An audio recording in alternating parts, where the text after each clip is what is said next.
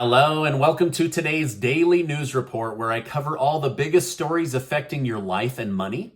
You watch this channel each day because I keep you in the loop on what's really going on in Washington, D.C. with President Biden and the U.S. economy. I want to thank today's video sponsor, ClickUp, and I'll tell you about how to use this amazing platform to be more productive and effective with your time. A new report shows the federal government's shotgun-blasted approach of sending $800 billion out in the form of PPP money was completely a waste of money. The report showed that 75% of that money was likely wasted as it stayed in small businesses and large businesses' bank accounts versus being put to use to retain employees or rehire old employees. Now, these businesses, they won't get to write this off if they didn't use that money properly, but this new report shows that they wasted so much money. The report shows that a very small amount of that money actually trickled down into lower income families. Another $80 billion was wasted on fraudulent unemployment claims, proving that direct stimulus checks were by far the most fair and effective program to come out of the CARES Act. Essentially, the United States federal government wasted close to $1 trillion, wrecked the economy, and left lower and middle income families holding the crap bag.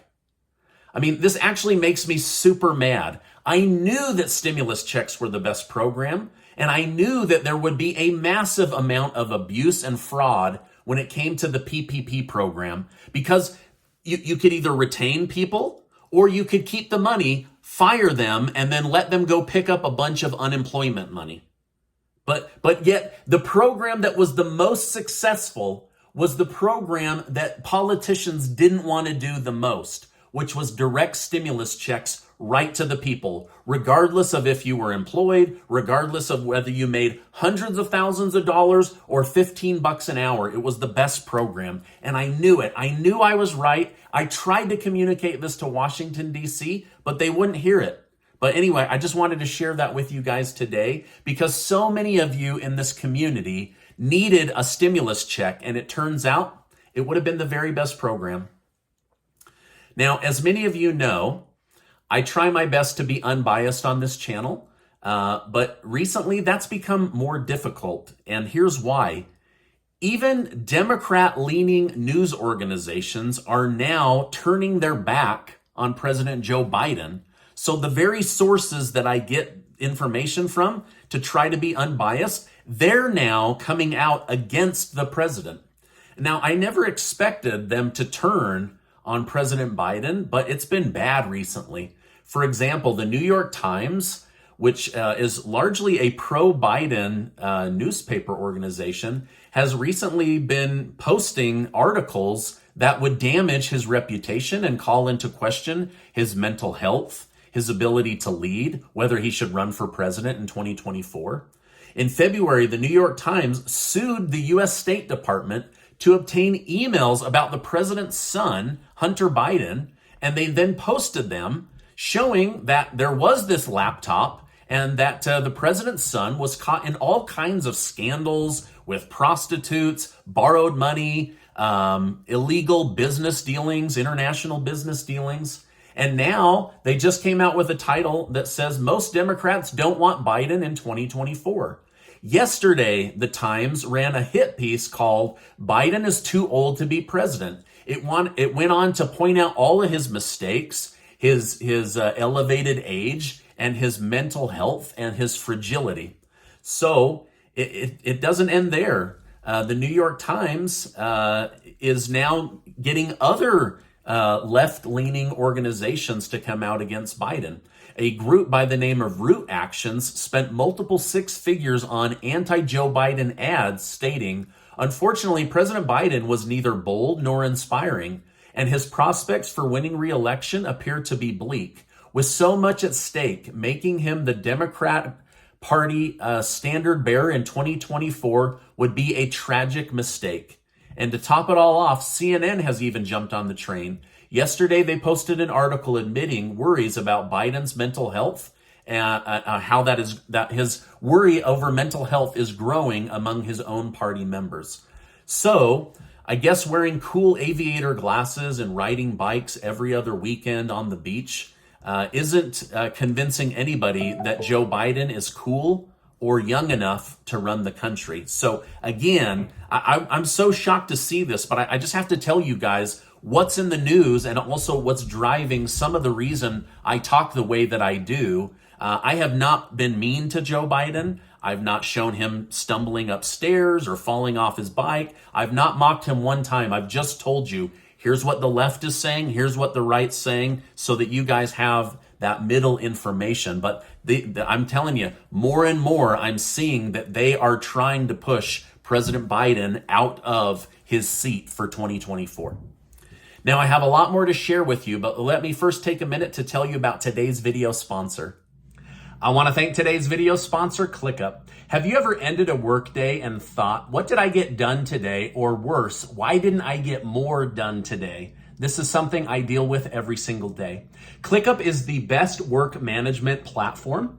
And whether you're trying to use it to build out a product roadmap, launching a marketing campaign, managing engineering sprints, or supporting clients around the globe, ClickUp is fully customizable to help your organization be more productive. And right now, over 800,000 teams use ClickUp to streamline projects and become more productive. And your company should be next. So whether you're a one-person team or part of a bigger company, ClickUp can help you be more productive and more successful. I use ClickUp to now manage the 25 videos I put out each month, and it has helped with team visibility and being more productive. Use my code Stephen Gardner to get 15% off ClickUp's massive unlimited plan for a year, meaning you can start reclaiming your time for under $5 a month. This is also a great platform to copy and paste to your manager or boss, and I promise they'll thank you. So click on that link below and use my code Stephen Gardner to save yourself some money. All right, now let's get back to today's news update. Now, President Biden isn't the only one being consulted to step down. There's been an increase in uptick of support for alternatives to Donald Trump. With the January 6th hearing going on, more are starting to wonder not whether they would vote for Trump again, but is he the right person to lead the party in 2024? And while his ratings have stayed very high among Republicans, there is this underlying kind of bubbling issue of, if Ron DeSantis runs, should we throw our weight and our support and our vote behind the Florida governor? Now, DeSantis is being viewed by Republicans and independents as a safer, more stable alternative to Trump, which could increase the chance of even Democrats who are in that independent voter status voting for a Republican president. So many are saying it might be time for Trump to step to the side. As you know, Donald Trump has a very polarizing personality. Things that make him popular with one group makes him hated by another group. So playing, as a polarizing figure has advantages and disadvantages. And that's something that the Republican Party is going to have to deal with. For example, Donald Trump just threw Elon Musk under the bus. Elon Musk stated that he hasn't voted Republican in the past, but Trump called him another BS artist, because Elon reportedly told Trump privately that he had voted for him. Elon responded by stating, "I don't hate the man, but it's time for Trump to hang up his hat and sail into the sunset. Dems should also call off the attack. Don't make it so that Trump's only way to survive is to regain the presidency." So basically, Musk is saying, listen, these continued attacks against Trump, they're only fueling him to want to run for president to try to clear his name, where if you just left that alone, he might just say, hey, listen, I'm going to spend the rest of my life golfing and being the kingmaker of the Republican Party with all of this money he controls. So Musk is basically saying, hey, you guys are feeding the problem, and also Trump, step to the side.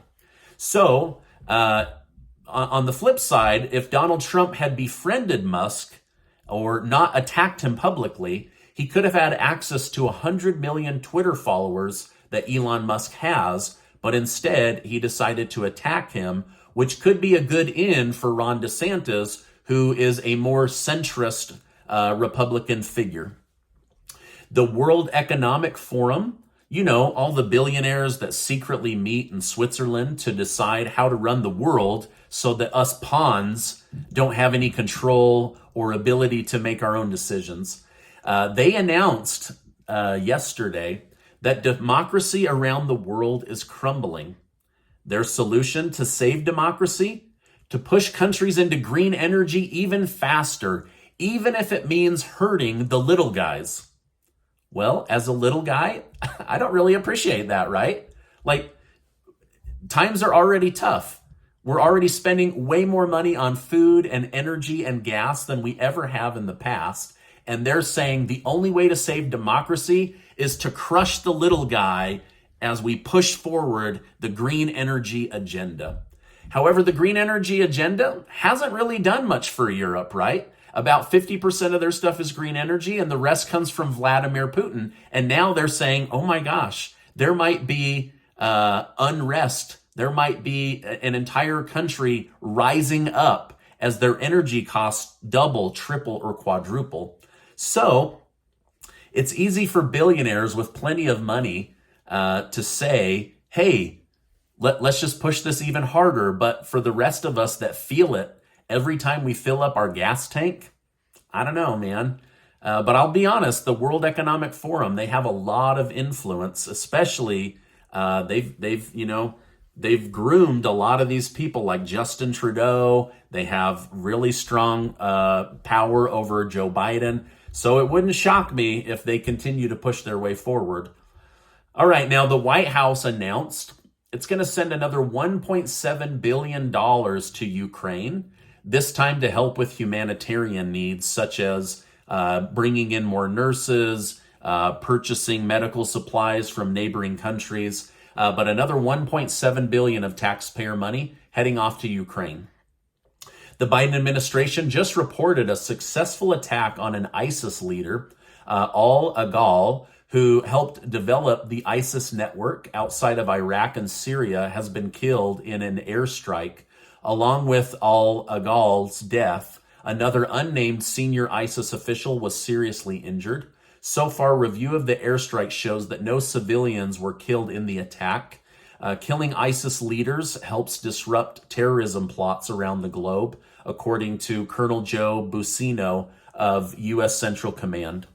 First Lady Jill Biden apologized after saying that the strength of Latinos is as unique as breakfast tacos. The National Association of Hispanics responded by saying, using breakfast tacos to try to demonstrate the uniqueness of Latinos in San Antonio demonstrates a lack of cultural knowledge and sensitivity to the diversity of Latinos in the region. While some argue that this was meant to be a lighthearted joke, many from Hispanic families didn't find it funny. So she has apologized about that. Republicans are now criticizing AOC over dangerous statements she made concerning pregnant women. After Justice Brett Kavanaugh was chased out of a steakhouse last week, AOC tweeted, "Poor guy, he left before his souffle because he decided half the country should risk death if they have an ectopic pregnancy within the wrong state lines. It's all very unfair for him." The Mayo Clinic says that an ectopic pregnancy is when a fertilized egg implants outside of the uterus. Most often, eggs get stuck in the fallopian tubes and impregnated. And so only 1 in 3 million babies survive an ectopic pregnancy. However, Breitbart News stated what AOC is doing is spreading health misinformation to her 13.2 million Twitter followers and beyond. In no state is a surgical procedure for an ectopic pregnancy outlawed or considered abortion. They then went on to suggest that AOC should pull back this words now that she has been properly educated and not have women believing that if they have an ectopic pregnancy that they are going to be left to die, because that's simply not true. Now, this is my update for today. As I know more, I will definitely come on and share more with you. Don't forget, Casey and I are trying to help our community. We're giving away $6,000. And by community, I mean you. If you're watching this video, it's for you. And I'll make sure to leave a link down below. Also, click on that link. Go learn about ClickUp and how to be better with your time. They've got a great platform. Now, before you go, I want to remind you that you are amazing. I appreciate you being in my community, and I will see you on the next video.